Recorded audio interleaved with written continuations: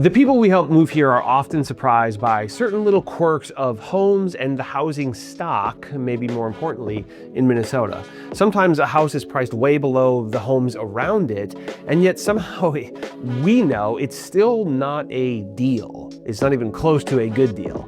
Honestly, there are some houses I wouldn't even take for free. So I got a huge list in this video. Let me save you a headache right now.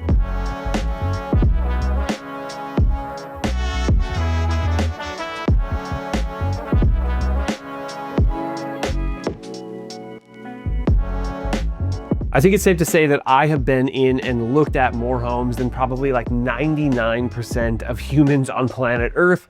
I've generally got a pretty big risk tolerance when it comes to like real estate and all that, but I've also seen some very crazy stuff. I've flipped a few homes. I've dealt with very large, like completely immersive personal renovation projects, and there's not a whole lot that would be like a true deal breaker for me, for the right price, of course. But I'm actually a lot more cautious with other people's time and money than I am with my own. And as a team, we specialize in like the most detail-oriented and thorough virtual showings for our clients. We go into the home and we spend a long time really diving into the deepest detail possible with, you know, a 4K camera or something like that. And we do our best to really show the nitty-gritty of any home that we're helping somebody buy. So really, you'd have to work with us to really understand that, but it's true. And before we dive all the way in, I want to be clear. I'm not saying any one of these things should be like instant deal breakers, right? They're all potentially deal breakers, especially if they start to stack on top of each other. But you should, at the very least, take any one of these things into a very careful consideration. Some of these things would be deal breakers for me. And actually, there are some things that aren't on this list that would be deal breakers for me because I'm picky and there are certain styles and aesthetics that are really, really important to me. But they shouldn't make this list because this list is not about my taste. This list has a lot more to do with saving you enormous, unexpected costs, and also, hurting your resale really badly because you buy something that you think is like, not a very big deal, but the rest of the market will disagree with you. So let's start with structural and foundation type things, right? This is the expensive stuff, and just like most buyers, most of the people that we're helping, this is like on their radar, right? Because they've seen enough HGTV shows to know that it's like an unseen thing. A house can look really nice, but if it has a foundation issue, it can be a problem. So really any questionable foundation in general, just be very, very careful about, especially in Minnesota, right? We have freeze thaw cycles. We have a lot of water, a lot of moisture. Not that that necessarily is getting into basements or that it should, and it shouldn't necessarily be hurting a foundation. But if a foundation has been compromised, it tends to just make it worse. There's one foundation in particular that it's so rare that I would run away from, and that is a wooden foundation. I've seen a couple wooden foundations in all of the homes that I've looked at, which is, an unbelievable amount of homes. Obviously, most homes here are made out of wood, if not almost entirely all of them. But a foundation is very unusual to be made of wood in Minnesota. Almost all of them are made of a stone or a block or some sort of concrete-like material, and that's because they kind of have to be. A wooden foundation home, they have been around for a long time, but they're just so rare that even if it was in just immaculate shape, when you go to sell that house, one of the things that's going to be on it is, what's the type of foundation? And you're going to have to say wood. And your potential buyers of that home are going to be like, excuse me, did you say the foundation is wood? So personally, I just would not buy a home with a wooden foundation. And I would be warning anybody that we were helping, like, look, this will potentially bite you when you go to sell. And real quick, let me step away from the video to introduce myself. My name is Jesse Lynch, and I run what is absolutely the hardest working real estate team in the game. We are called To the Twin Cities, as is this YouTube channel. But this channel exists entirely as a resource for you and for people like you, people who are considering a move or planning, maybe already completely decided a move to the Twin Cities. Literally, it's in the name. It's in the name of the team. It's what we do. We help people relocate to the Twin Cities, and we help more people relocate here than literally anybody, like actually helping people find their home and put in roots where they really want to be, not just helping people through this channel, which, by the way, we also help more people with this channel than literally anybody. And you can go down the rabbit hole and check out these videos. We have the most niche, narrowed in videos that are virtual tours of neighborhoods, right? Our new office, which I'm in right now, is in Lowry Hill. We have a virtual tour of Lowry Hill. It is not a big neighborhood, but people like you might be interested in it. So we show you what it's like to be in this one particular area, and that scales up to basically the entire metro. And we know that this channel and these videos will never do well in the scope of YouTube, but we don't care. We're trying to be helpful to people like you before you ever even reach out to us. And then once you do, you'll see that it only gets better from there. You can go to our website, tothetwincities.com. We have a contact form there that you can fill out in 30 seconds or less. And then we'll just, get back to you, and we'll get the show on the road and get you headed on your way to the Twin Cities. Okay, back to the video. Other foundation, dilemmas, other foundation flaws to be looking out for. Any visible bowing, right? Anytime you have that's probably the earth pushing against that foundation, the earth will eventually win, right? And there are things that you can do to kind of shore it up, but they'll always kind of look crazy, right? Even if there's these anchor systems where, let's say it's bowing like this, you put an anchor way into the earth. I gotta assume it goes right? That's very cool sound effect, but it does that. And then you kind of tighten this big plate up, and it kind of, and sure, that probably does make it a lot better. And I've seen companies who basically offer lifetime or 50-year warranties, 100-year warranties on things like that. But boy, can of worms potentially, and just depending on how bad that is, it can be freaky. Personally, I think one of the bigger things to be looking out for are horizontal cracking, right? So a line that goes straight across, the basement. And usually that horizontal crack is going to be in a block foundation, not a poured foundation as much, because cracks don't happen quite that, straight when you have a poured foundation. And a straight across horizontal foundation crack is almost always going to be in a block foundation, and it's going to be typically along a mortar line. And just the existence of a horizontal crack isn't necessarily the end of the world. But if it's just a hairline crack or slightly larger, it's probably not that crazy. But what I'm looking for is, first of all, a crack that's really large. That would be concerning. And I'm talking half an inch, something like that, to an inch.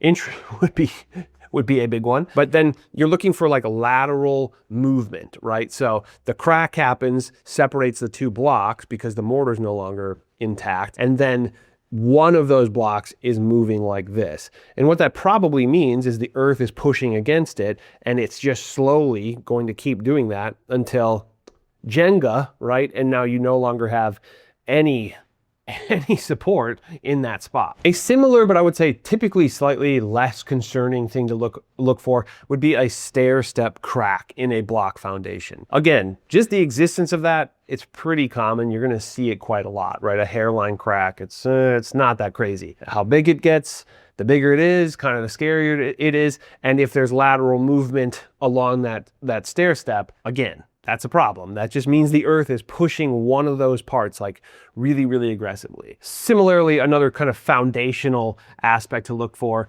is when you have an addition on a home that has a separate foundation and that foundation is settling differently than the house. If you really think about it, it kind of makes sense that if you have a foundation that was built in, let's say, 1920, right? And that's, let's say, block. And then you have a newer foundation made of a different block that was built in 1970. The 1920s foundation would have settled, and then you would add this other addition to it, and it would try to be nice and level with it. But then eventually, there's a decent chance that that's going to settle. And then you're going to have kind of a weird thing going on. And to me, what's a bit worse than just, slightly off in terms of height is if it starts to settle away, right? You'll see front porches and back porches, even if they're built at the same time, where that is starting to pull away pretty dramatically. Now, in some of these older historic homes that we see, that is probably going to be there. And the question is, is it done settling? As a buyer, it's generally very difficult to know. I think even in most inspectors, they can only guess, right? But you can use context clues. You can use kind of historical evidence of well, how long has this been there? Is there a certain amount of filler that's been put in? Has that changed over time? You can try to use as many context clues as possible to, really be a detective about it. But at the end of the day, it can be a little bit of an unknown. And overall, a lot of foundation issues are not really issues. They're kind of cosmetic things that are scary, right? A lot of foundation issues are issues, but they're manageable. Some are more of, a negotiation and they're hey, this is a problem and it's something we're going to have to deal with. And so we want a better deal on the home. That can be hard to get, right? A lot of sellers kind of, dig their feet in and they're well, it's been this way for 10, 20 years. Right? And they're it hasn't changed. But it's well, can you prove that? Right. And in general, in my opinion, it's always worth trying to make the negotiation. But sometimes you can be at an impasse with something like that. So some are negotiable, some are more manageable, some are just a little bit scary, and some are a problem that, in my opinion, are barely even worth solving. Along a similar thought, and this is not necessarily a foundational problem, but it could be a support problem, which that is kind of still foundation. But when I say foundation, I'm generally thinking about the walls on the exterior. In this case, it might be more of the supports throughout the middle of the home that are doing this, which is dramatically sloped floors. And the word dramatically, that's kind of up to interpretation, right? We see a lot of homes. And so we're maybe a bit more inclined to see some moderate sloping and think, that's kind of to be expected, right? For a home of this age, it's not that unusual to see. But just because it's unusual doesn't mean it's good, right? There are plenty of things that are way down this list that are not unusual, but they're also not great. In my experience, the most common sloped floors are in 2-story or 3-story homes that are built before 1920 or so. And sometimes that sloping floor, it actually gets exacerbated the higher up you go, right? It's main floor, you walk in, you go, there's a little bit of a slope here. By the time you're at the second floor, you're well, why is this, twice as wonky? And the most befuddling one of those is when first and second are super slanted and then third is somehow perfectly level. And you're well, how did we get here? But a sloping floor may not be a structural issue inherently. It could be settling, and it could be sort of the pillars underneath the middle that are kind of settling there, but it doesn't necessarily mean that they're going to continue to get worse. And even if this is something that you are comfortable with, you just have to be aware of the fact that when you go to sell, a lot of people are going to be freaked out by it. There are certain price points where it's just more likely to be found, right? Because of the age and the type of the home and maybe the ability of previous owners to have paid for some kind of remedy. So yeah, there's a sliding scale of how scary it is to your potential buyer, but a not level floor is always going to be less desirable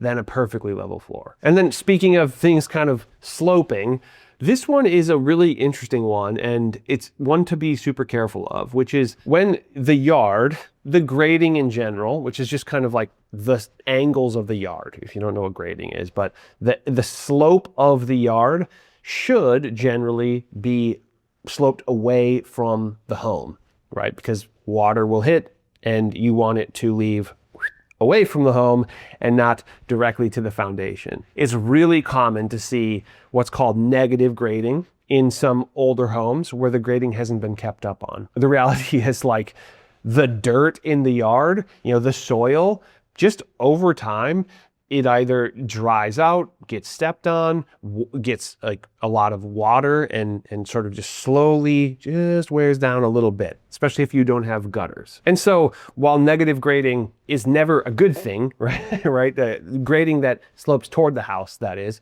never a good thing. It's never like, awesome, that's what I was hoping for. There's certain types of that grading that I find to be particularly worse. And to me, the worst type of this, or the one that I'm just being most careful about, is when your home sits in a hill, right? And usually, for one reason or another, the most common scenario is that the hill, it goes to the backyard, right? Like the entire backyard is a hill. And what that means is, like, water is going to, it's going to have a lot of surface area to collect, right? If you were on a mountain, for example, like, that's a lot of potential surface area for water to run into. Now, we don't have mountains in Minnesota, so it's less of a concern, but still, we have hills and water will just slowly make its way. It's got to go somewhere, and it will slowly just make its way to the foundation, and you'll end up with, pretty wet basements, or you'll have to do a lot to control the water. So if I was considering a home that had a setup like that, one of the biggest things that I would be looking at is, like, what water mitigation systems are in place already in this house. There are drainage situations that you can do outside. There's drain tile situations that you can do inside, drain tile and sump pump. But, like, you don't want the problem of, well, my sump pump failed and now my basement is completely flooded. You want to mitigate that in as many ways as possible. You want to divert that water as much as possible. And honestly, a lot of the time, that work has not been done, right? There's been little bits of, like, Band-Aid efforts that have happened, but, like, maybe so far the sump pump's just been doing well enough, right? Or the sump pump mostly works, but then sometimes they get water in the basement, but it's like, I personally want to avoid that ever. I don't want water in my basement. And there are just kind of a whole host of reasons, including just longer term moisture problems that would come from that. Now, an interesting kind of solution that would exist for a yard that slopes directly to the basement, more or less, would be a retaining wall. And so rather than having it slope like that, you just would have, boom, retaining wall, and it would be flat. And while I'd like a lot of retaining walls, I've seen a lot of homes with really lovely retaining walls that are in excellent shape, and there's all sorts of different varieties of those retaining walls. And I would say, generally speaking, like, a retaining wall is not a deal breaker. That said, I have seen some retaining walls that absolutely would be a deal breaker for me. One that comes to mind actually was a house that kind of sat low along the block, and the next door neighbors actually sat quite a bit higher up. And the interesting thing about this one is that this retaining wall didn't even belong to the house that we were looking at. It belonged to the neighbors. The rule that I've heard, this is not gospel. I asked a professional, I asked a legal professional, but the rule that I've heard is that, like, well, whose yard is it retaining, right? Whose earth is it holding up? And honestly, that gets pretty dicey, right? Because it's like, well, it depends. Like, is the last foot of that earth mine? Where exactly is the lot line? Who installed it in the first place? Sometimes these things are really quite old. So this one in particular, this house, as far as we know, this retaining wall did not belong to this house. It belonged to the next door neighbors. That was, again, quite a bit higher. And this retaining wall was probably at least 16 feet tall, and it was a poured concrete type. Or it was block and it had been, like, parged, right? Where it looked almost more like a stucco, where it was flat. So you couldn't see the blocks necessarily, but they could have been under there, under that parging material. But this wall, again, it was at least 16 feet tall. Part of me thinks, I want to say like 20, but I don't know. In my head, that sounds wild, but it was just so much taller than me. So I'm going to say 16 feet by 30 or 40 feet long. That is a lot of retaining wall, and that's also holding up a lot of earth. And because of the nature of this wall, there was nowhere for water to go. There was no drainage. There were no like little drainage kind of tubes or holes for water to kind of flow out. So it just was tipping, right? The earth was slowly pushing this enormous wall over. And so not only would that wall be very costly to replace, or it could fall on a person, or in that case, it could fall on the house that you were considering. That wall was a liability. And whose liability is it? At some point, if it's me buying that house, I don't care, right? I'm like, well, dealing with this, even if it's my neighbor's liability, it's still going to be my problem.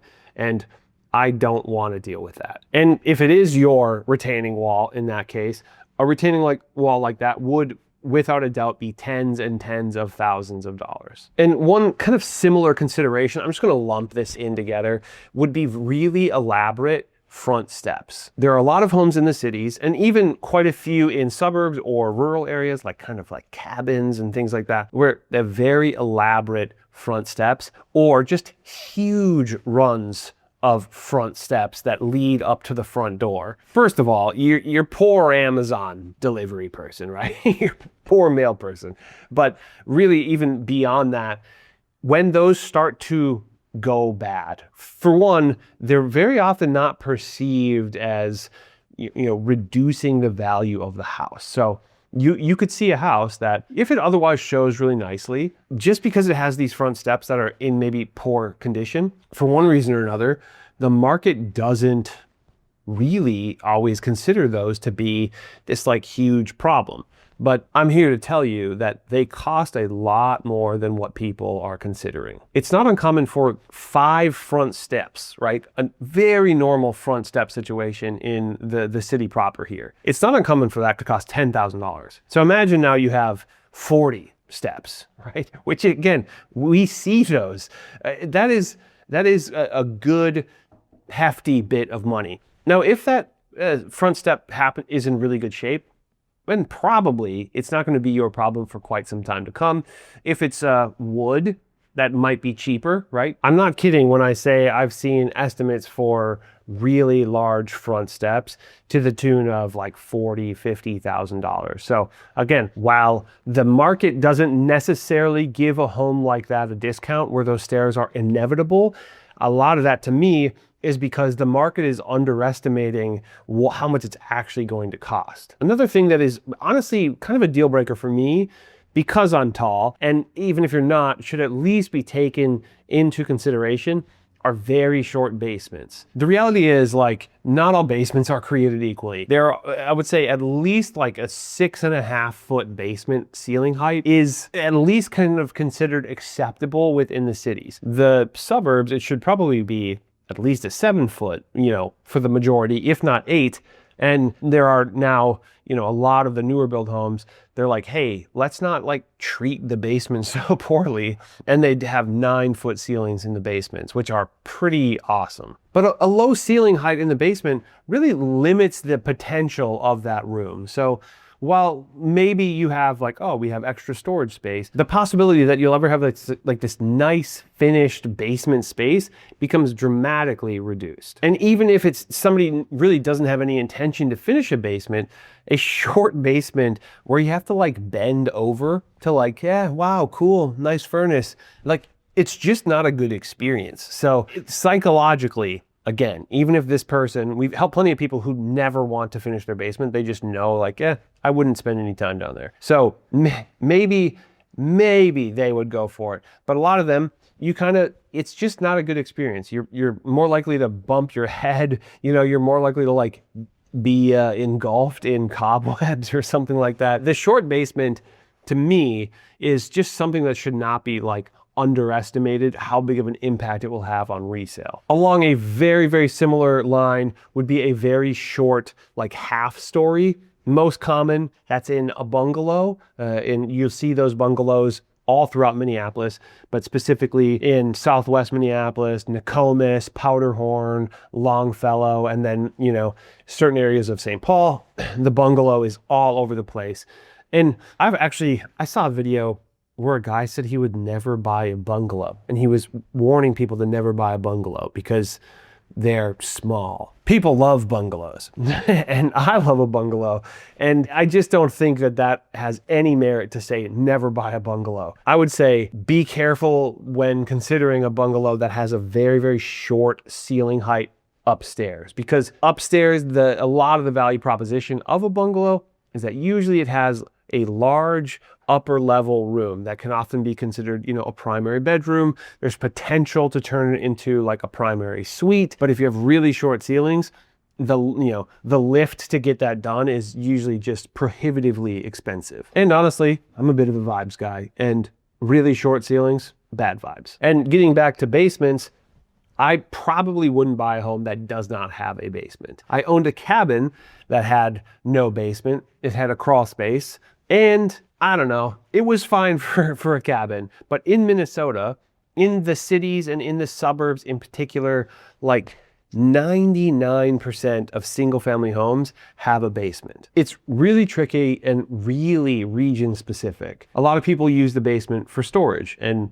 you lose storage, right? A lot of people use a basement, or at least like to have a basement, for storm safety, right? The idea that, all right, if we have a tornado warning, we'll go into the basement. Growing up, we went into the hallway between the family room and the bedrooms because there was no windows there. Also, like all of the utilities in most homes in Minnesota, they are in a conditioned space. So by utility, I don't just mean furnace and water heater. I mean like all of the plumbing is indoors in a heated space. You hear about, places having freezing weather like Texas, and then all of a sudden their pipes are bursting. Minnesotans are like, huh? Like, why would that happen? And it's because we all have basements. It doesn't even register to us that your pipes would freeze because it's cold outside. But if you're in a strange situation where the house only has an exposed crawl space, like this cabin, by the way, that I had, then yeah, it's strange. And you're just not going to see that many houses like that. That said, cabins are maybe a little bit more forgiving of that kind of thing. Cabins, just in general, the construction can be just very different and people will be okay with it. But sometimes there are homes that don't have basements that are on slab. Again, very unusual in Minnesota to see a single family home built on slab. I've seen a few in all of the homes that I've shown and seen for myself personally.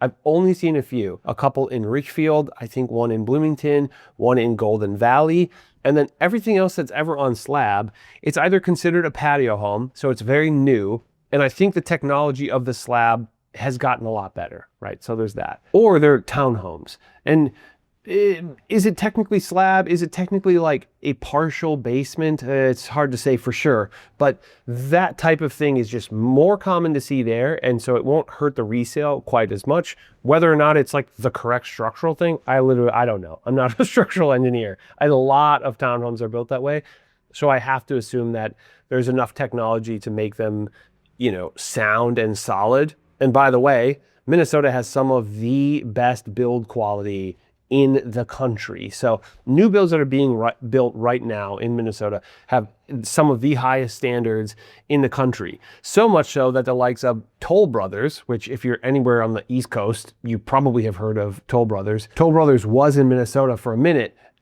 so I hear, but they left because it was just too strict. But ultimately, my understanding of why we have basements in Minnesota above all else is so that the foundation can be poured below the frost line, which basically just means below where the ground freezes in the winter. So if you're coming from Tennessee or Texas or California, you might think, oh yeah, it's really, really common to see that. And you might not think twice about a home that doesn't have a basement. But in Minnesota, it is strange and it will shrink your buyer pool. On a similar note, if a home only has a crawl space and it's damp, I'm probably going to avoid that home. Okay, so next we're moving on to systems that date a home or that just scare buyers. The first one that comes to mind is what's called a gravity furnace. This is a big one. And kind of pun intended, gravity furnaces are big. They are, this big around, and they are almost always kind of covered in like an asbestos material. Almost always the venting around it,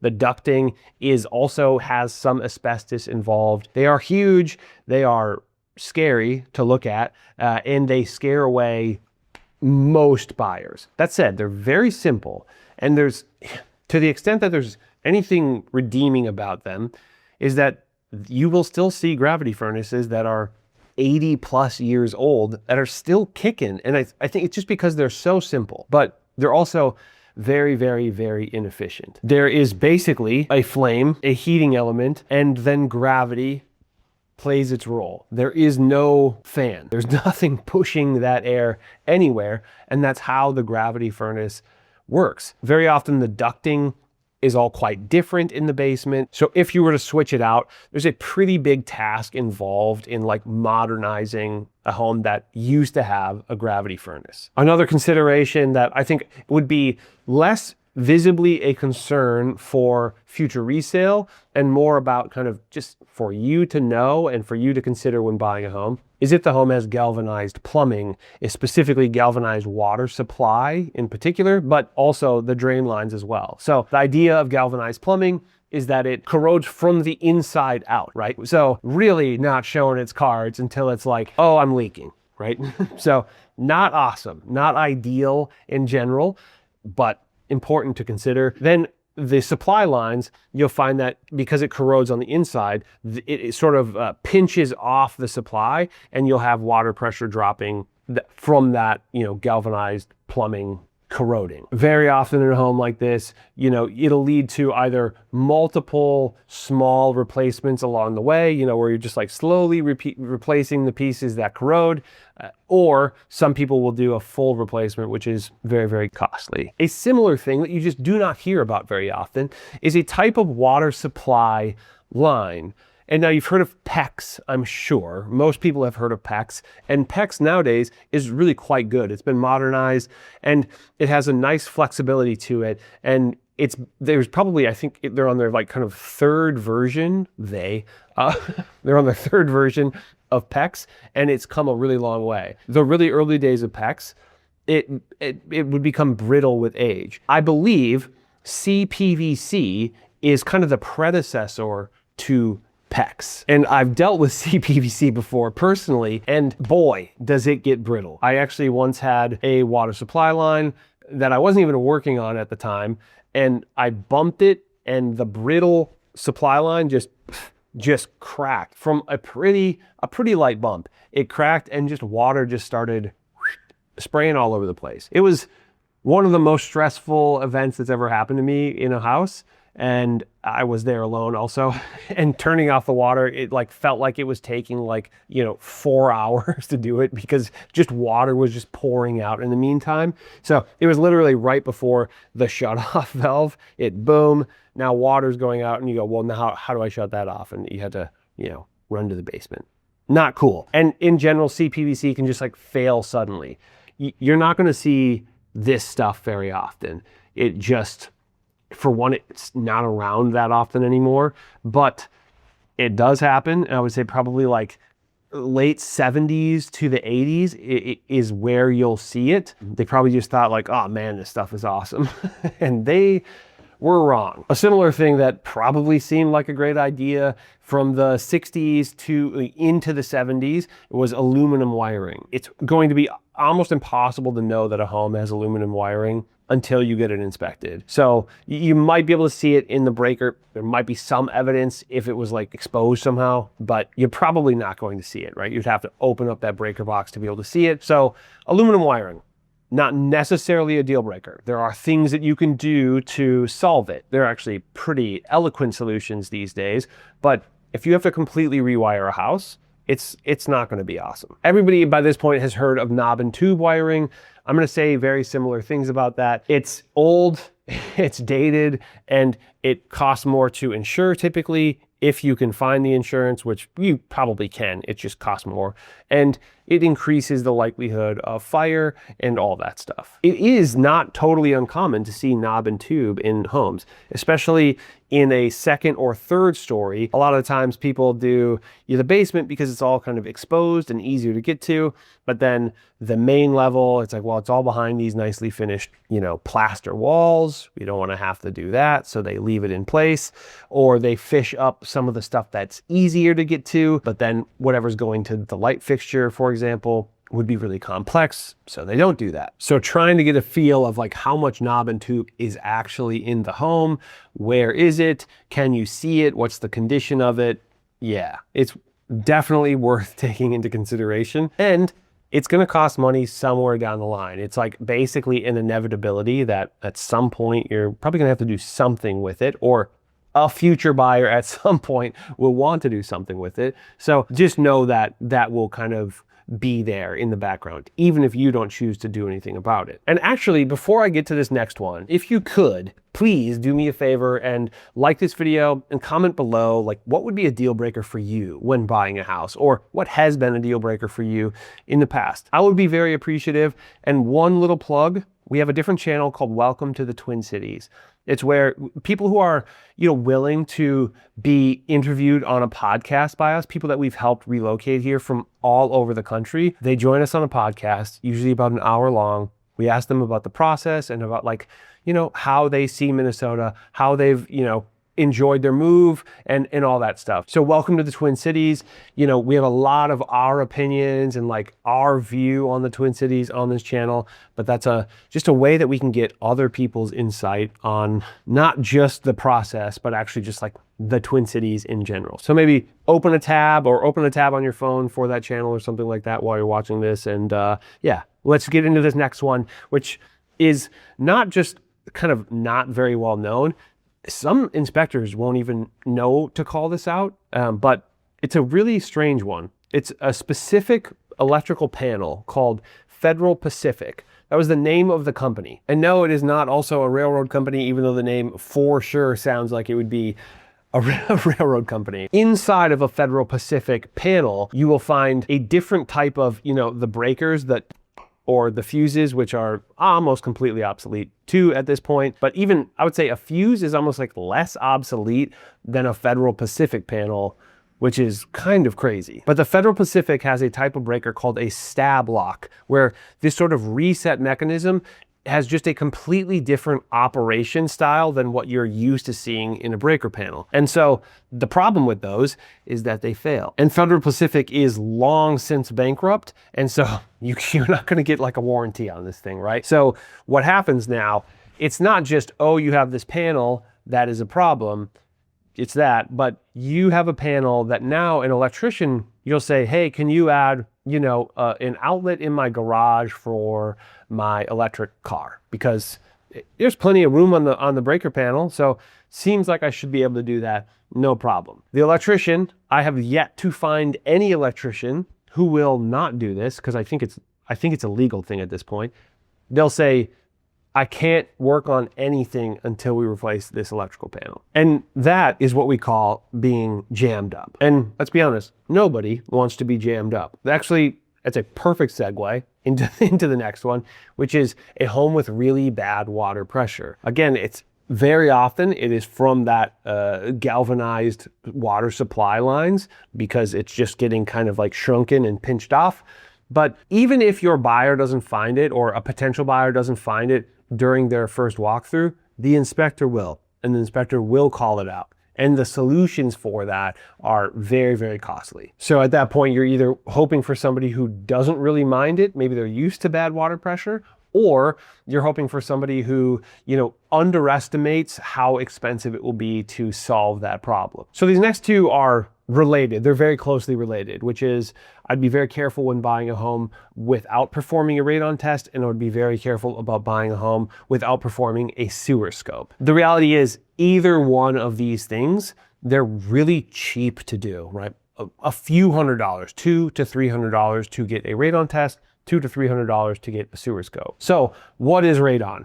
Radon is an odorless, tasteless, invisible gas that comes up typically through the foundation.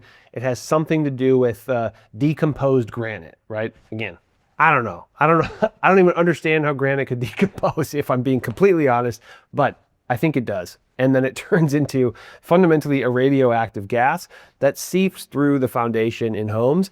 And it is particularly high and particularly prevalent in Minnesota. The test is simple. It takes like 48 hours. It's just a little box that just like waits around for 48 hours and says, I'm checking, I'm checking, I'm checking. And then it tells you what the value of the radon is. And if it comes in below a certain number, it's suggested that you should mitigate. Mitigation is really quite simple. It's a tube that goes typically into the ground or in the sump pump basin, and then it usually goes all the way outside of the home, typically above the roof line, and it just exhausts gas up there. Also, there's a fan somewhere along the way, right? So it exhausts out the top of the house, and then you don't have that gas in your home. The cost of that mitigation system usually costs like $2,000. If you need like a double system, which I have seen 1 or 2 times, that is maybe going to be about double that, right? So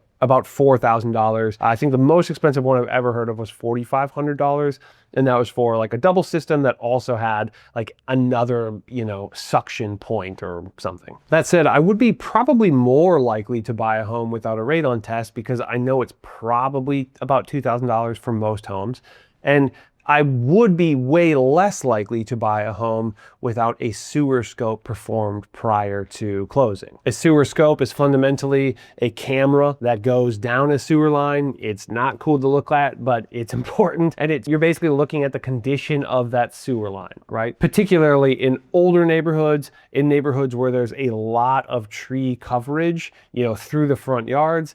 That's where you're going to kind of see the most potential damage to be done, or the most compromised sewer lines. There are really strange situations that show up when you get these every now and then. Most of the time, the sewer goes under the house and it's 60 to 100 feet to the street. Great. Maybe 150 feet if you have a large suburban yard, right? Very, very normal. And that's like, okay, cool. That is like what I would expect. We have seen some very strange sewer lines. I've seen a sewer line where, okay, halfway through the pipe, something is coming through it, right? Some sort of conduit from some other utility in the area has now pierced, it's crazy, has pierced the sewer line. That really is quite strange. We actually asked the city about that, and they said, yeah, we probably see like 10 to 20 of these a year. So, okay, pretty good odds, right? That's not that many, but it is quite strange. We've also seen sewer lines that meet up with your neighbors before getting to the street. That's a can of worms. Whose responsibility is that last bit then, right? Unusual, almost entirely would exist in a suburban neighborhood. And I've also seen one that not only did it meet up with the neighbors, it turned dramatically, right? So it went out of the house, it turned about 90 degrees, maybe slowly, but it turned 90 degrees, met up with the neighbors, and seemed to go around something. And I don't know why they would have built this neighborhood this way, but it had to go around a rain gutter. And so one of the strangest and longest sewer lines I've ever seen. And again, whose problem is that, right? Let's not make it be yours, okay? And the last thing on sewer scopes, you'll see tree roots coming in sewer scopes all the time in the city. It is not that unusual. It's not even necessarily that concerning. There's maintenance that can be done every year or two to clear out the sewer lines, and it's just kind of to be expected. It's just part of owning a home in the city a lot of the time. There are solutions to it, like liners or just completely redigging it up. Those can cost $10,000. Something really complicated like the one that curved and met with the neighbors, that could be a $30,000 surprise. And the longer it is, the more expensive it's going to be. We've actually seen a 200-foot, like dead straight, I suppose it went down, but a 200-foot sewer line, and it didn't even meet the city yet. So you're really like, where is this sewer? And why doesn't this home just have a septic system? Which brings me to my next one. I probably wouldn't buy a house that didn't have a well and septic inspection, prior to closing, right? Most lenders are going to require it. Most municipalities are also going to require a compliance of some sort as well, but not every one does, right? And some of them only require one within the last 5 years or so. I would probably want one more recent than 5 years ago. Also, you will see homes that sit on the market and they sit and sit and sit, and you'll go, I wonder why that is. And you'll dig into it and you'll realize, oh, because the septic is not compliant and the seller doesn't have the means to replace it prior to listing, which means either you have to find a lender who's not going to require it, which I literally have never heard of, or it's going to have to be a cash buyer. Or maybe best case scenario, which is we have a lender who we worked with who let the buyer buy the home as long as the funds to bring that septic into compliance were set into an escrow fund, right? So the sellers, I'm sure begrudgingly said, okay, we will, put $20,000, $30,000, $40,000 into this escrow fund for you to draw out of after closing, and it will have to be done by, X day. But that too is kind of a unique situation where the seller didn't have the funds or the liquid cash to make the replacement prior to closing, but they did have the equity in the home to sort of part ways with to ultimately get the deal done. And now we're moving on to a new section that's more about like water issues, odor issues, kind of gross stuff, and environmental concerns in general. So first of which is I would be very hesitant to buy a home that was required to carry flood insurance. Now, if you're buying a home for cash, there's really nobody to require you to buy flood insurance. So if you're buying a home in cash, you're gonna wanna make sure that that home is not in a floodplain, right? If you're buying a home on a river and you're buying it cash, or you're buying it, close to a spring or something like that, you're gonna wanna make sure that that is not in a flood zone, because if it is, it should be at a discount. At least that's my opinion. So flood insurance often is in the multi-$100s to add to a home that sits somewhere in the floodplain. The aforementioned cabin that I had for a while was not in the flood zone where it was required, but it was literally feet away from being so. So it wasn't required because it was high enough up. But if it was, that flood insurance, for not that expensive of a place, by the way, would have cost about $400 per month. And so what that does is it kind of creates this instability for you.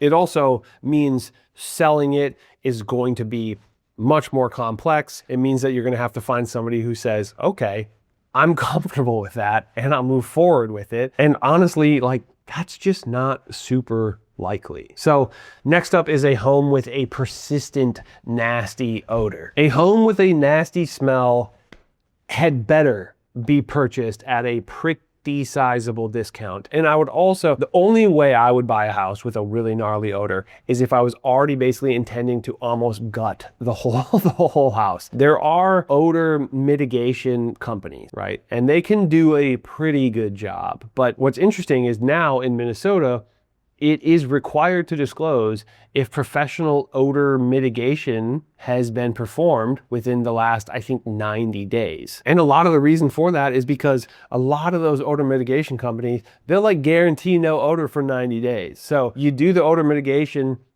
a week before hitting the market, it doesn't smell bad. Maybe it smells, it's weird. It'll smell kind of like odor mitigation, which is strange in itself, but not nearly as gnarly. And then you'll buy the home, you'll close in 30 or 60 days from then. It'll still smell good. A month after that, you'll kind of go, that's a bit weird. That's a funky little thing going on there, right? So smoke, pets, mold, sewer gas, that's a gnarly one. Those are problems. And a normal pet smell, it's usually going to be easier to deal with. Mold, well, why does it smell like mold, right? Is there a mold problem? Careful. The biggest one, in my opinion, that is really can be difficult to overcome and would require, a really powerful primer on every single surface of the home is a smoke smell. And nobody wants a stinky home, right? Do you? I doubt it. But when we do virtual showings for people, which again, It's our absolute, like, our specialty. We do more virtual showings as a team than we do in-person showings because we help so many people relocate here. When we do a virtual showing, we're using all of our senses. We're using sight and sound. You know, can we hear airplanes? Can we hear the highway, right? We're using our nose as well. What does it smell like right when you walk in? If you're walking down to the basement, does that smell different, right? Does the shed smell strange? Does the garage smell particularly nasty? Has somebody been smoking in the garage, etc.? So we're paying attention to all of that. And yeah, it's really, really important to be aware of those things because, again, in my opinion, something with a smoke smell, it should come at a discount. And usually it does, but yeah, got to be careful. Another thing kind of along the stinky grossness, this would be a stinky area, right? Geographical area, not an area of the home. This would be like living really close to a waste treatment facility, something super industrial, maybe like the Coke refinery or a refinery in general, particularly agricultural area. There's also things to consider with, you know, an agricultural area where maybe pesticides, certain things are being used, and which also, this is a little bit of a tangent, but I'm going on it. Golf courses, those also, they use a lot of stuff to treat the grass. So sometimes that can leach into the groundwater, and even things like laundromats or dry cleaners, that the chemicals being used there over and over and over again can leach into groundwaters, and they can be a bit of a problem. And one thing to keep in mind is sometimes these smells are not always super obvious in the winter, especially something like an agricultural area. You might not be able to smell that it's going to smell like manure, you know, a certain amount of the year because it's winter. Then moving on to things that are like, I think really quite big and very difficult to overcome. And this is like location and external obstacles, you know, that are just kind of like out of your hands. They just are facts of the matter of like where the house sits. This, more than probably anything, creates friction to potential buyers. Number one is a house that backs up to a highway, or even a house that is within a few homes of a highway. I've seen some really beautiful homes that seem priced very well, where you're like, wow, this house is a great deal. You look at it online, maybe you didn't look at the map, right? The overhead view or something like that. It looks awesome. You can't really figure out why. The second you get out of the car for the showing, you go, oh, that's pretty loud. And a highway is loud and it's constant, right? Even in the middle of the night, the cars are going fast enough that you're gonna hear it, right? Slightly less degree would be right in the flight path, right? And there are some really beautiful areas of Minneapolis and even Eagan, right? And Mendota Heights, I guess, that have some pretty heavy flight noise, right? And people who live there, we've had actually people on our podcast, which I mentioned before, who live under a flight path in Minneapolis. And they say like, we don't even notice it anymore, right? Which is great. The one thing that like potential buyers will notice it. And there are actually some neighborhoods, specifically in like Nokomis, Minneapolis, where they're the closest to the airport and kind of the most under the flight path, where those homes come at a bit of a discount to something that's a bit further west and not quite as under the flight path, or that's a bit further northwest, still under the flight path, but further away to where it's just less loud. And so, yeah, those homes, plenty of people live there and people love those neighborhoods. I love those neighborhoods, but those homes should and do typically cost less than homes to the west, right? Where that's less loud. Again, on a similar line, is just maybe it's not backing up to a highway, but maybe it's right by or directly on a busy road or a through street. A little experiment you can do is open up Home Spotter, which is the app that we have in the description, or Realtor.com, or, you know, I'm not even gonna say it. Open up a home search app, and you can do a thing where find a neighborhood that you're interested in and drop the price all the way down to 0. Then slowly pull it up by 25K or 50K at a time. You'll find that the most affordable stuff starts to pop up. There's probably gonna be one very consistent thing throughout those, which is it's probably on a busier road, or it's at least very close to a busy road. It could be 1, 2, or 3 houses away, and it could still be a slight discount because of that road noise. A perfect example would be in like Southwest Minneapolis, which we have a lot of people end up in. If a house is on France Avenue or Xerxes Avenue or Penn Avenue, it is going to sell for a discount compared to one that is just one block in. It could share the same alley, but it doesn't have that same busy street. So they're going to be quite a bit less, and really in those neighborhoods, it never fails. The most affordable homes are always on those busy roads because there's a lot of homes on there. And that said, if there's a place that you really want to sneak into because it has, the school district that you're really after, right? Or there's just something that you love about that area. If you can tolerate the busy road and you can get the home for a good enough price, a good enough discount that when you go to sell, you're not, shooting yourself in the foot, so to speak, then I think it's worth considering. But again, it better not be the same price as a home a block over, right? So another one, too close to train tracks, pretty obvious. I think it depends dramatically on how busy those are, but even the existence of train tracks is a bit of a concern to somebody, even if you're like, yeah, it's one time a day or 2 times a week that train goes by and it goes by super slow. It's going to be a concern, right? Almost everybody, unless they're a foamer, right? They're really into trains. Almost everybody would much prefer a home that does not have a train going through the backyard. Similar things are if the home is near a very large apartment complex or a very large commercial space or something like that. It's somewhat nuanced, right? Not every one of those is like going to feel quite the same. Kind of depends on the neighborhood. Is it like a city neighborhood? Maybe that's a little bit more forgiving, just one house away. Maybe that's forgiving, but right next to an apartment building, yeah, it's probably going to like kind of overshadow, right? Like in the movie Up. It's just going to feel a little crazy sometimes. Then there's like, parking overflow and people using the streets for parking. There's obviously a higher level of density in an apartment building than there are single family homes. So by its very nature, it's going to be slightly more noisy, slightly more busy. And just in general, buyers are going to have a bias for a home that is not next to a large apartment building. Similar notion would be being near an electrical substation or massive power lines and those, support towers. Most houses in Minneapolis and St. Paul proper, and even a lot of the first ring suburbs, they have power lines, like the wooden power lines kind of running between them.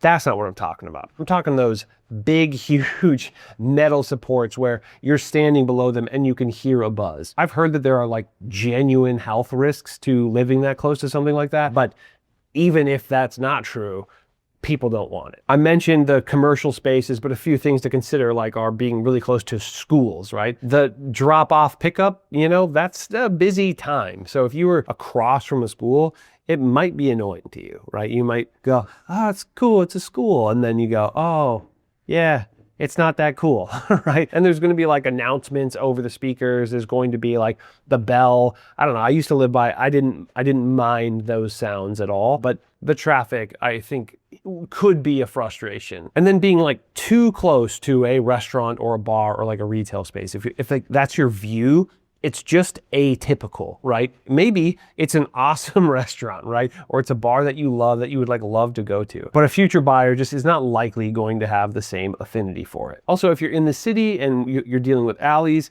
maybe take into consideration if you're not directly next to a restaurant or a commercial space, do you share an alley with it? Sometimes that's going to mean delivery trucks. It's going to mean more large dumpsters, maybe mice and stuff, right? Playing around in the dumpsters. And again, if it's a restaurant or something, you might have the smell of the restaurant as well. And then sometimes the house that your house is next to can have a negative impact on the resale of your home. A very gnarly house where somebody's maybe collecting a lot of things in the yard, a house that looks very strange. Maybe it's an attempt at an art display, but doesn't exactly read like that to you or to other future buyers.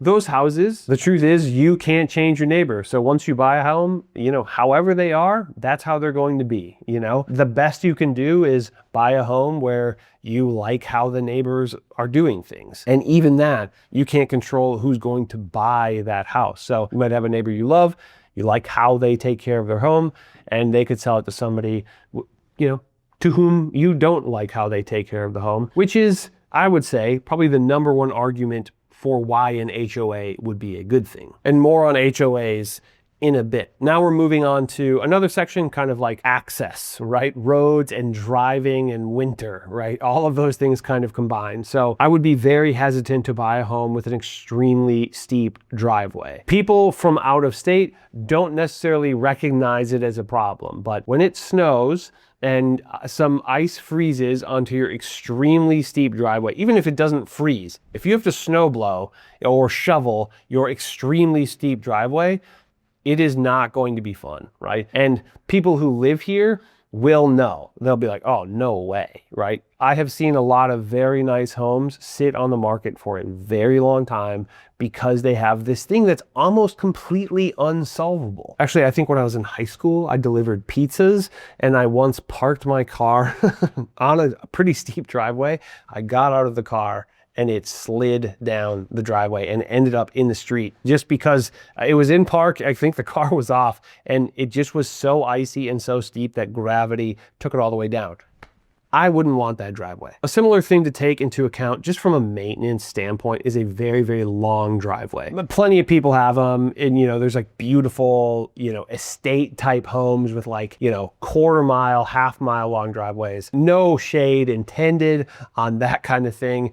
It's just, you just gotta be paying attention to like, well, how much maintenance is going to be involved in this? Are you gonna have to buy like a truck with a plow? Are you going to have to like pay a plow, company to come and clear the snow? Are you going to be snowed in if a bunch of snow comes and the plow hasn't come yet? Or are you going to have to just buy, a four-wheeler with a little plow on it? That's maybe a bit more manageable, maybe even a bit more fun. One very interesting and kind of rare situation is if you have a shared driveway with your neighbor. We actually had somebody on the podcast who bought a home where the seller was their next door neighbor. So the seller owned both, was selling this one, and they shared a driveway. And things got a little dicey between the two at the end. And ultimately, it all worked out well. They are friends now, and that relationship is really quite good. But that was a pretty scary moment when something went wrong and they were like, well, do I have to buy this house now? And also, I'm mad at my neighbor already? Not awesome. But again, that got worked through. There was arguably reason to back out at that point. They chose not to. All is well.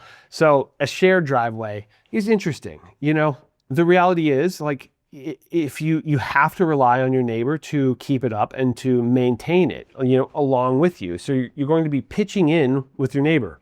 On the one hand, maybe it costs less to redo your driveway because you're only responsible for half of it. On the other hand, what if you want to redo the driveway, or you would like for it to be a concrete driveway, and your neighbor wants to switch over to gravel or wants to just keep it at blacktop? You lose some autonomy with that. So worth taking into consideration. And then, like, what if your neighbor doesn't plow their side or doesn't, clear their side?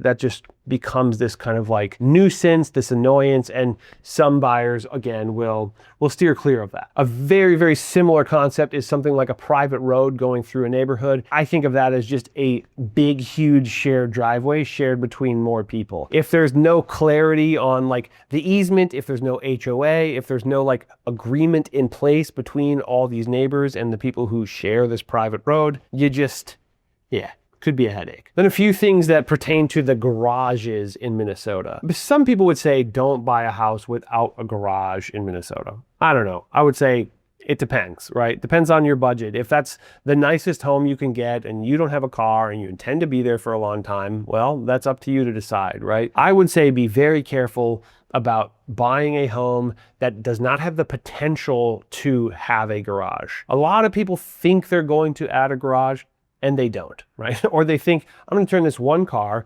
into a two car.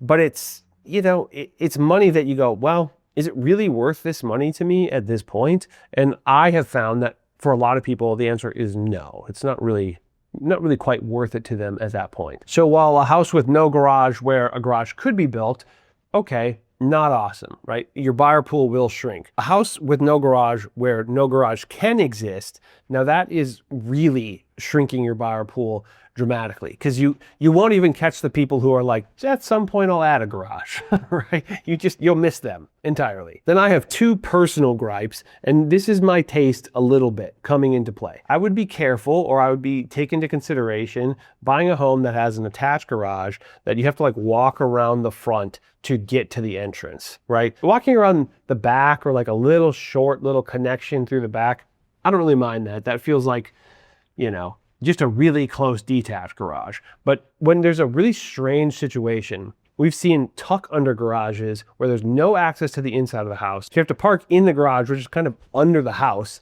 and then you have to like walk up the front steps. That's annoying. And I personally wouldn't buy that, but that's my taste for sure. I don't think that's gonna dramatically affect, the resale in the same way that some of these others would, but I would find it super annoying. Then this one is a me thing. I don't think that this actually really affects resale all that much, but I would not buy a house that has a tuck under garage, that has access to the inside of the house, and it's only through like a mechanical space. I've seen quite a few of these layouts where in order to enter the home through the garage, you have to like walk by the furnace. I don't want to walk by my furnace every day. I just don't want to. I don't want to have to be dealing with my mechanical room every single day. A tuck under garage that enters to a mudroom or a tiled space, cool.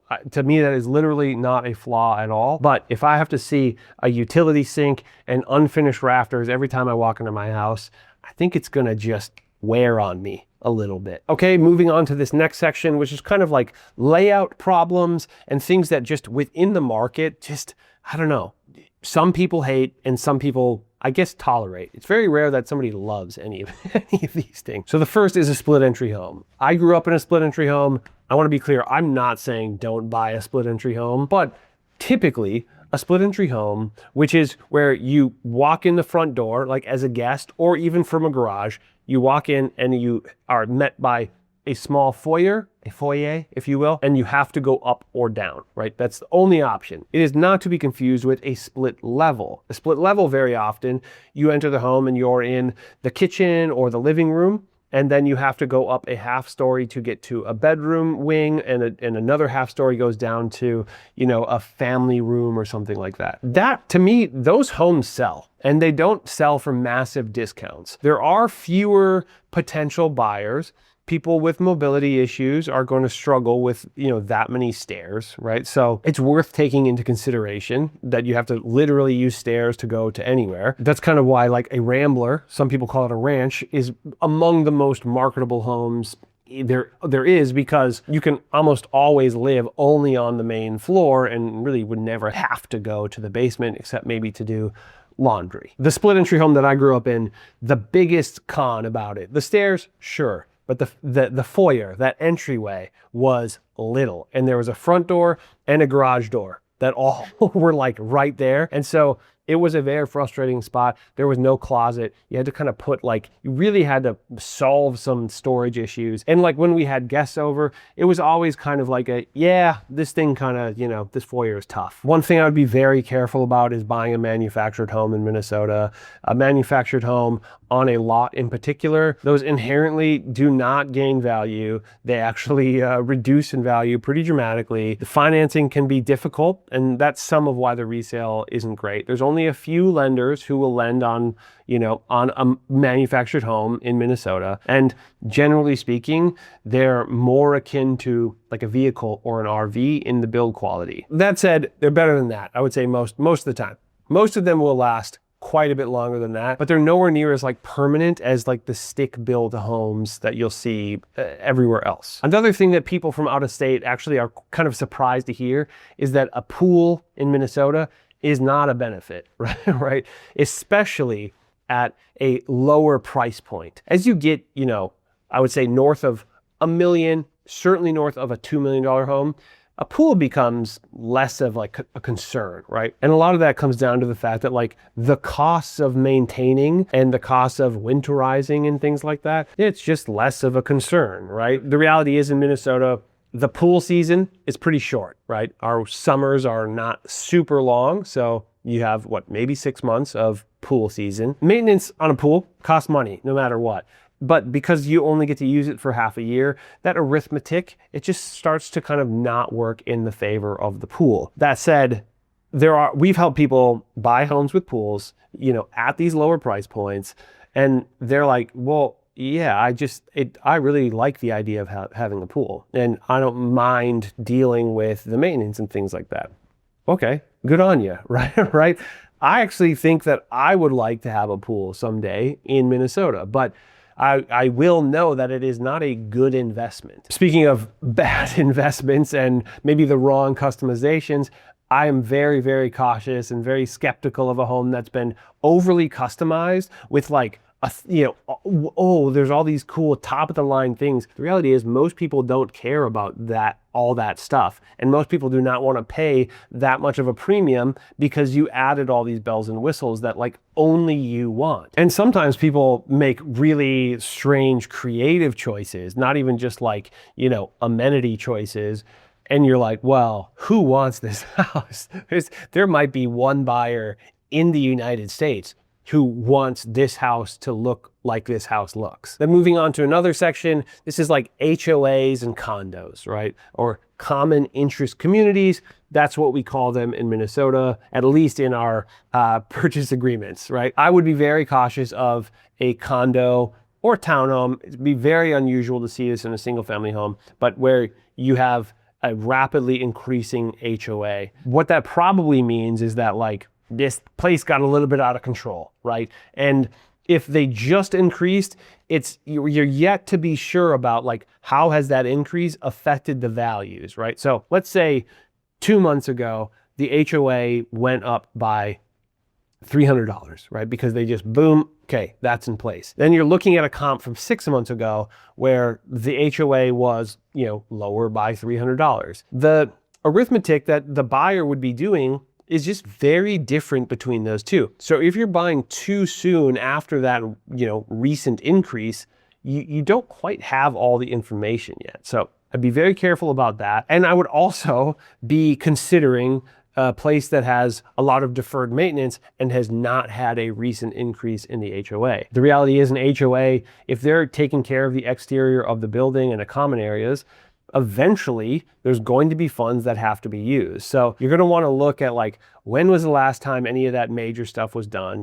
The roof, if it's like a brick building, the tuck pointing. We've seen these are big buildings, right? We've seen some bills for those that are just on such a different scale than a single family home that you're like, oh, I didn't really think it would cost that much. So be aware of, the deferred maintenance within these HOAs. And some of that is sidewalks and driveways and lawns and grading and, obviously the siding of the building and the roof of the building and anything that, is considered an amenity or kind of part of the HOA's, responsibility. How does it look? And then how do the funds look for the HOA? And are there any special assessments that are like about to pop up, right? So you'll get documents about all this stuff if you're buying any property with an HOA. There's something called the statutory rescission period in Minnesota, which is anytime you're buying any home that has a CIC, a common interest community, or an HOA, you have a 10-day statutory time period to review all of the HOA documents. And it's 10 days from when you receive them, by the way. But during that 10-day statutory rescission period, you can back out of that purchase for any reason at all. Your earnest money is returned to you. And really the only thing you would be out in that case would be any money you spent on like an inspection. I would also be very wary of buying very, very, very affordable condos. What happens is there's no meat on the bones for those. So on the one hand, those condos can actually sell pretty quickly, right? Because they're potentially the single most affordable housing solution in that area or that exists in a certain price range. But there's almost no meat on the bone, so to speak, for that to go up in value, because the second you introduce, an HOA increase, boom, that affordability drops, right? $100 HOA increase is similar to a, $15,000, $16,000 increase in price. So any equity that would be gaining from the market is so easily eaten up by an affordable condo where, there's either moderate or even high dues for the HOA. And then lastly, the type of home that we as a team, especially when doing a showing, and specifically a virtual showing when you're not even there to lay eyes on it, the type of home that we have the most critical eyes on, and we are just the most highest level of scrutiny, are flip homes. And there are flip homes all around the Twin Cities, obviously all around the country, and they vary so dramatically, right? The quality, they vary so dramatically. A lot of the times I can see in a photo if a flip house is, mid, right?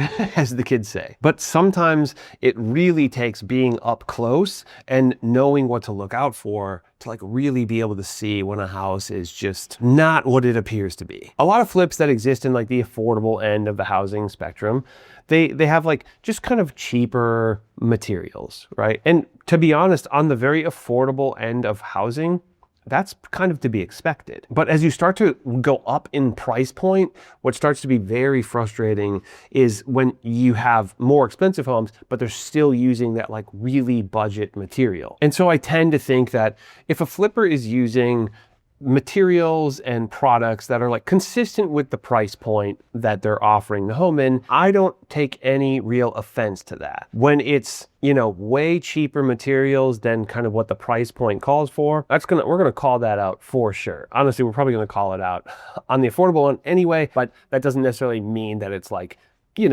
not worth the price they're asking. And one thing that can be tough to see in the photos are just kind of cosmetic cover-ups. There's the idea of lipstick on a pig, right? We don't want you to buy a house that is classic lipstick on a pig situation unless you are completely aware of it and you're okay with that. One of the most frustrating things about that type of flip, the lipstick on the pig flip, is that they're using things like the wrong paints, right? Very often it's just oh, we'll just gussy this thing up a little bit and we'll get it kind of looking good at a very, very surface level. And if you're using really cheap paints, for example, then what happens is 2 or 3 months in, you realize that anytime you bump it with a shirt or your coat, you're leaving a scuff mark. Good paint doesn't scuff like that. Or you start to realize that they painted, let's say, the gutters, right? And they didn't use any kind of, really adhesive primer. So just slowly over time, things that shouldn't have been painted are just going to start to peel. Or they didn't use a primer over wood, right? So then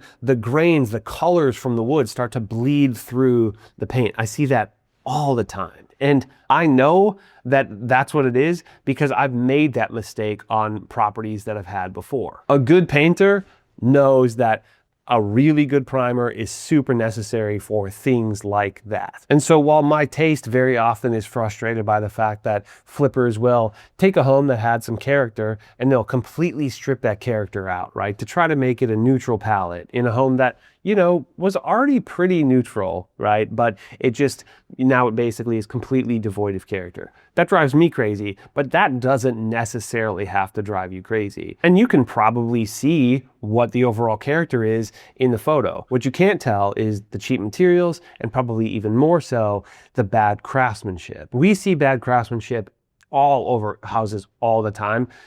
And I would say one of the most common places where you see it is in a flip. You see trim that isn't, quite lined up correctly. You see floors that are supposed to kind of overlap and click in together, and there are gaps. Those gaps are just going to continue to get worse. You see cabinets that aren't trimmed out correctly. You see floors that aren't sanded correctly. You see kitchen cabinets or bathroom cabinets that have been painted with a paint that just should not be on a cabinet. It should be on a wall. You see terrible mud work that looks like it was done by me 10 years ago, honestly. And to somebody who isn't seasoned, who doesn't look at this kind of home all the time, who doesn't understand the idea of craftsmanship and some of those principles, what you're gonna run into are these gremlins that you'll just slowly notice over time, right? It won't necessarily all be clear to you, and an inspector won't necessarily call out kind of poor craftsmanship. They won't necessarily call out that these cabinets are cheap, because that's not inherently a defect. It's just a cheap cabinet. Honestly, I could probably make an entire video just about where flips go wrong, but that's not what this video is. If you work with us, we will do our absolute best to make sure that we're pointing those things out to you, especially if you're looking at homes remotely. We want you to know everything that we see. Those virtual showings will probably get pretty long because we're going to be diving in with so much detail to every little flaw that we see. And sometimes in a lipstick on a pig type flip, it will really feel like we're just beating this house up. But better that than, you know, you buying it and wishing you hadn't. So go to our website, tothetwincities.com, and fill out the contact form if you want to work with us. We would be absolutely thrilled and honored to be able to help you with the process. And other than that, I'll see you in the next one. Bye, y'all.